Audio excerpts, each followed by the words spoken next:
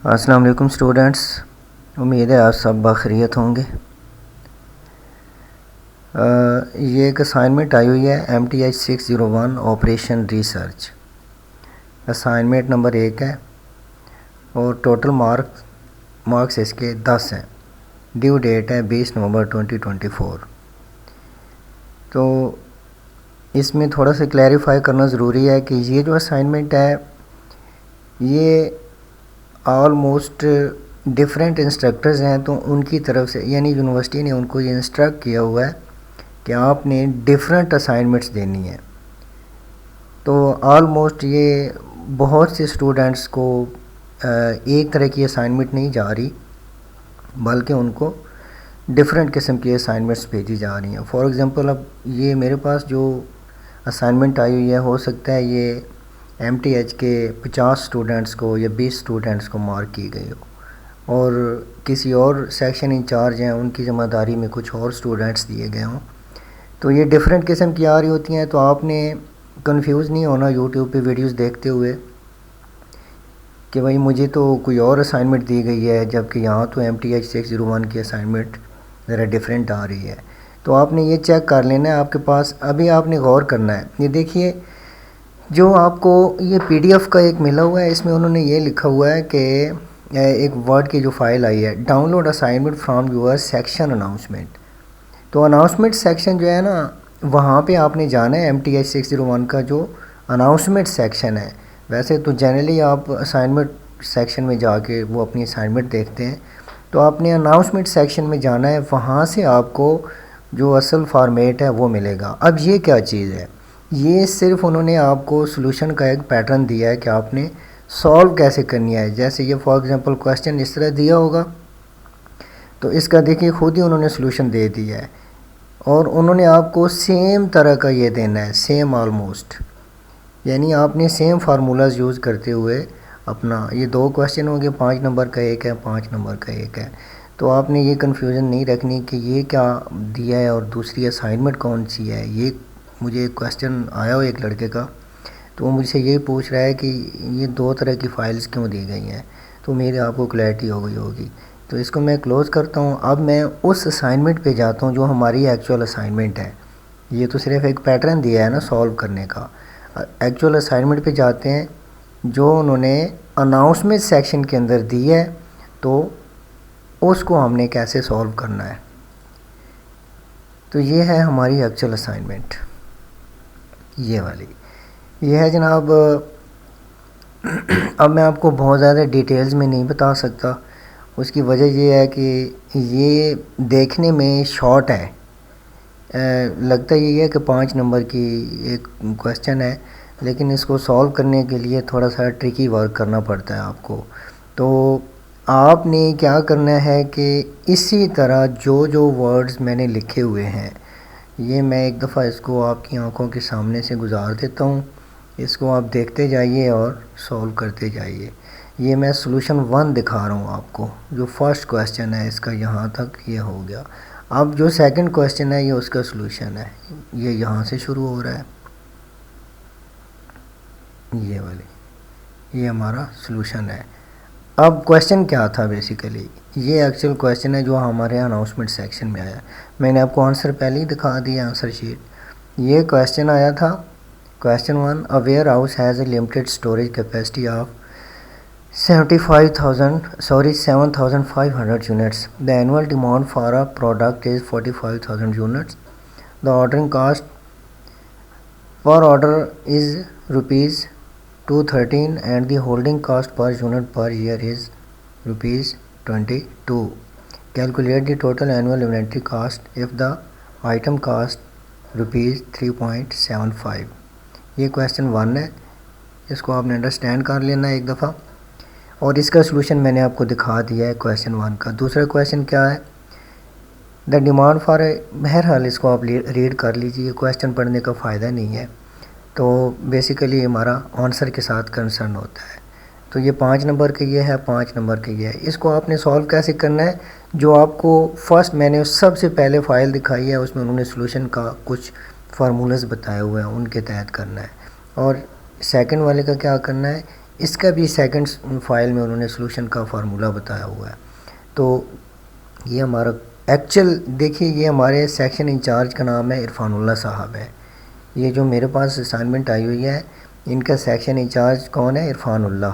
तो अब ये मेरी वाली जब मैं ये यूट्यूब पे अपलोड करूँगा तो ऑफ़ कोर्स मुझे ये मेंशन करना पड़ेगा कि सेक्शन इंचार्ज कौन सा है जो मैं अपलोड कर रहा हूँ, ताकि स्टूडेंट जो रीड करने वाला उसको क्लियर हो जाए कि मेरी असाइनमेंट यही है। ठीक है जी। तो हमारी आंसर शीट एक दफ़ा फिर देख लेते हैं। ये देखिए, ये हमारी आंसर शीट है। आप इसको इधर अपनी आईडी ज़रूर चेंज कीजिएगा। उसके बाद ये हेडिंग बेशक सेम रहने दें, सॉल्यूशन की जगह इधर आप आंसर लिख दें या क्वेश्चन 1 आंसर लिख दें, इस तरह कुछ चेंज ज़रूर कीजिए। ये बुलेट्स जो दी हुई हैं, बुलेट्स की जगह आप अपनी नंबरिंग कर लें या कुछ इस तरह का वो अपनी शेप चेंज कर दें इसकी। बाकी फार्मूलाज तकरीबन ये सेम ही रहते हैं। अगर आप ये लिख सकते हैं, आपके पास मैं सॉल्यूशन बता देता हूँ, ये पूरी की पूरी बेस्ट है। इसको लिखिए, आपका ऑलमोस्ट आधा घंटा पौना घंटा लग जाएगा। ठीक है, राइट करने में। ये यहाँ तक है, ये लास्ट है। अगर आप इसको राइट डाउन करते हैं, अब लिखते हुए प्रॉब्लम कहाँ पे आती है? प्रॉब्लम ये आती है, कुछ स्टूडेंट्स जो मैथमेटिकल इक्वेशंस वगैरह को नहीं समझते, उनके लिए ये प्रॉब्लम आती है कि ये जो बीच में आप इसकी वैल्यूज़ पुट करते हैं ना, जब तो वैल्यू पुट करते हुए ये जैसे ऊपर ये रेडिकल लगा हुआ है, रेडिकल मतलब जैसे आप वो स्क्वायर रूट बोलते हैं, ये स्क्वायर रूट लगा हुआ है, तो बीच में बार कैसे लगाना है, ये चीज़ें कहाँ से लगानी है, ये प्रॉब्लम है, ट्रिकी है। तो मैं थोड़ा सा गाइड कर देता हूँ। आपने करना ये है कि जब आप मेरी वाली फ़ाइल तो आप देख लेंगे, अब आपको प्रॉब्लम कहाँ पे आएगी। फॉर एग्ज़ाम्पल आप ये लिखते हैं इक्वेशन, ये इन्होंने दी हुई है जो, तो इसको राइट डाउन करने में आपको प्रॉब्लम आएगी। सेम चीज़ कैसे लिखें, तो इसको लिखने का मैं आपको बहुत सिंपल फार्मूला बताता हूँ। ये देखिए, फॉर एग्ज़ाम्पल ये मेरा कर्सर यहाँ पे है, ये वाला इस जगह पे। अब मैंने यहाँ पे ये वाला फार्मूला लगाना है। ये अब रेडिकल लगा हुआ है, इसको रेडिकल भी बोलते हैं, स्क्वायर रूट भी बोलते हैं। तो रेडिकल ये लॉन्ग रेडिकल है ये वाला, यानी कि ये स्क्वायर रूट काफ़ी लंबा लगा हुआ है। लेकिन जब आप इक्वेशंस में जाते हैं तो वहाँ इतना लंबा आपको नज़र नहीं आता, और ना ही ये वाली जो बार लगी हुई है जो डिवाइडेड बाई करती है, ये इतना लंबा बार भी नज़र नहीं आता। अब स्टूडेंट कंफ्यूज हो जाते हैं कि करना क्या है। अब आपने क्या करना है, इंसर्ट में जाइए, इसी वर्ड की फ़ाइल में इंसर्ट में जाइए, ये इक्वेशंस लिखा हुआ है, इसके ऊपर डबल क्लिक करना है आपने। ठीक है, देखिए इंटरफेस चेंज हो गया। जब आपने डबल क्लिक किया तो यहाँ पे कुछ आ गया। अभी आपने यहाँ कुछ भी पुट नहीं करना। इसको मैं इस जगह पे, एक मिनट ठहरिए, इसको मैं डिलीट कर रहा हूँ। फिर देखिए, इंसर्ट पे गए, इक्वेशन पे डबल क्लिक किया। अब आपको चाहिए क्या, आपने स्क्वायर रूट लगाना है ना।